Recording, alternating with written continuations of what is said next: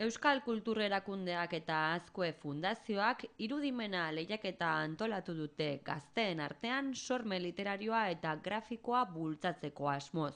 Orokorki da gazteak sortzaile izan diten, hamabi argazkiren bitartez, hori interneten edatuak diren argazki horien bitartez, gazteek egiten aldute edo argazki horiek aja moldatzen aldituzte beren gisarat, ber ikusten aldituzte, edo argazki horiek datxikola, testu bat, poesia bat idazten aldute. Antolatzaileek gazteen parte hartze handia espero dute. Sariek pena merezi dute eta.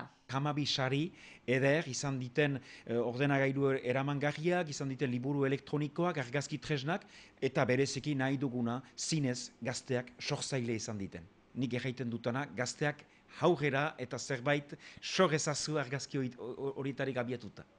Lanak apirilaren 8 arte aurkeztu daitezke, eta sariak ekainean banatuko dira. Informazio guztia irudimena.com webgunean dago eskuragarri.